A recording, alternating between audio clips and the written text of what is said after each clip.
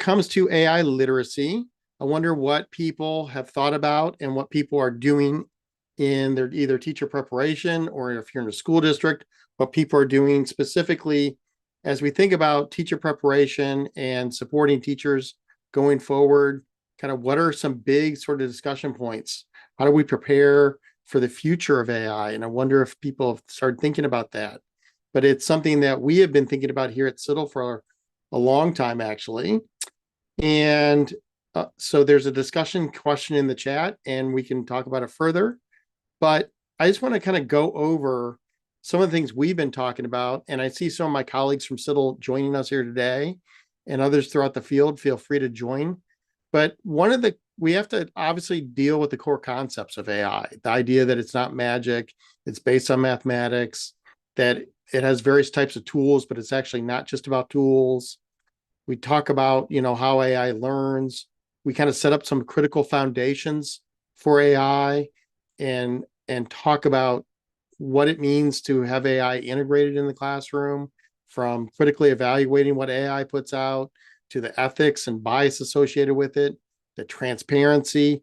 And one of the big number one things we talk about quite a bit here at CIDDL, and we've talked about it at office hours in the past, is privacy and security, ensuring that personally identifiable information, et cetera, are not in the AIs that we're using, and that we're actually not adding in personally identifying information within that, especially as it relates to students and following FERPA and all the federal, local, and local laws and district sort of policy around that.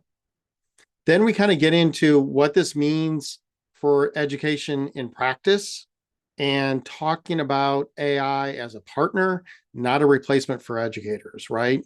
And it's critical to actually kind of bring this home and support AI in the way that we come up with lesson ideas, maybe in supporting accessibility and differentiation, but that AI is actually not replacing educators. And in fact, it's really helping educators in reducing their workload potentially, and helping the process of supporting all students and supporting individual students in that process.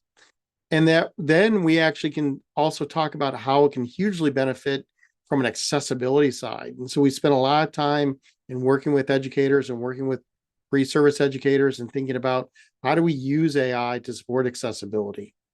But part of that literacy is also understanding some of the limitations that AI have. And we've talked in the past about this concept of hallucinations, and that if we over rely on AI, it's going to create difficulty, and that we don't actually want it to reduce creativity. We want it and passive nature. We want it to actually increase creativity and support that notion. And so when we talk about AI literacy quite a bit in the work that we're doing, we're talking about what does this mean to the classroom? How do we apply it? So supporting brainstorming, supporting feedback, and that sort of thing, while also giving independence and supporting human agency in the process of learning is a critically important part. And within AI literacy, then we also, in teacher preparation, if you're in teacher preparation and thinking about future teachers, or you're a teacher currently in a classroom, you also have to think about this there's a two-level sort of process that goes on. One, what you need to know as a teacher going in and what you have to think about, but then the meta level, the next level up, is really thinking about what does this mean to the future of our students? How do we prepare our students for the future? Because obviously AI is going to be an integral part of the world kind of going forward. And so in AI literacy, we begin the conversation for what does that mean as far as being a citizen of the future? What does it mean for the workforce of the future? What sort of skills do people need? And I know in classes that I've taught and presentations I've given over the last year or so, we've talked about a lot about the World Economic Forum's skills that are needed in the future: adaptability, collaboration, problem solving, critical thinking, those sort of things. So that while you have foundational skills of reading, math, writing, that those foundational skills need to be integrated with more of these sort of modern skills, the skills that are needed for the future. And then when we kind of finish out this notion of preparing educators and thinking about AI literacy. And again, what we're doing today is a quick sort of 101, skim the top of it, because we really want to get to a conversation. We think about what are the different roles? What does human AI collaboration look like? We just finished a manuscript that we talked a lot about this in the manuscript, designing for human AI collaboration, specifically for teachers. And within any sort of collaborative relationship, we talk about collaboration a lot in schools and teams. And what we always talk to people about is, hey, everyone's got their own individual strengths that they bring to the table. Play on those strengths and allow those strengths to kind of help guide the team forward, right? So not everyone's going to have the same sort of technical expertise, or not everyone's going to have the same strength that they bring to the table. So it's important to recognize those strengths and then allow those strengths to help lead the team. So if we think about AI in that same sort of concept, when we talk about AI literacy, we talk about, what do teachers really know? What do humans really know? Well, humans and teachers specifically are really good about understanding what students' needs are, the context of the classroom, kind of the goals that they're trying to strive for, what the students are aiming for, as far as maybe some of the standards they're working on. And then the teachers are really responsible for designing the learning environment, building those relationships and the motivation that go on, and then ensuring ensuring the accuracy. So if we're using AI in the classroom, making sure that the content that we put forth is actually accurate and trustworthy.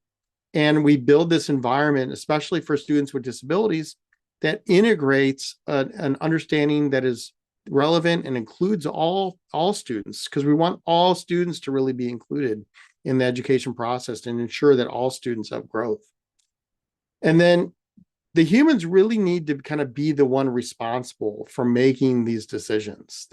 Like when we're using AI in the process, we talk about human in the loop and having humans in the decision-making loop of AI.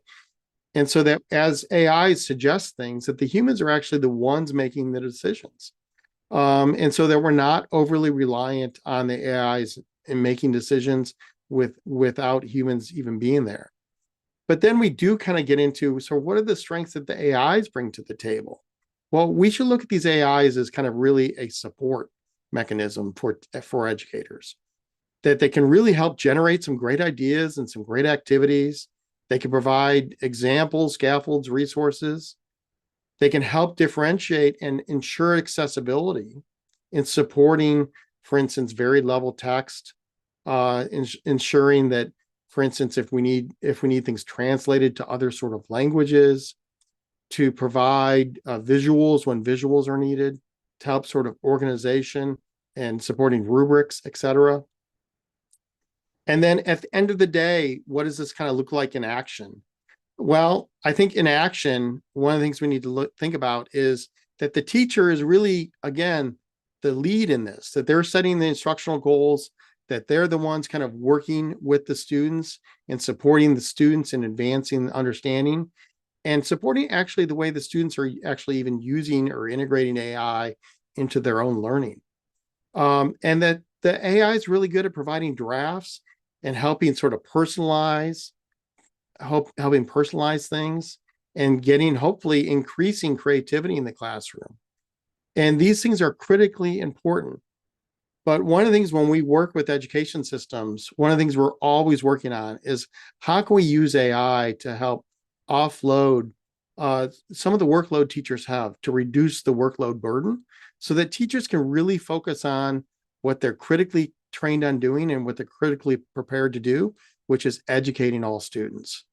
And if we can use AI in a way that reduces that workload, it reduces that burden, that helps kind of spark creativity and supporting the needs of all learners, that's really what we want, is how do we support the needs of all learners? So I'm going to stop sharing my screen from there, and we're going to kind of open it up for discussion. But we'd love to hear how people are, if you have any questions, and if not, then we'll stop the recording for YouTube and kind of open it up as a normal office hours. So are there any questions?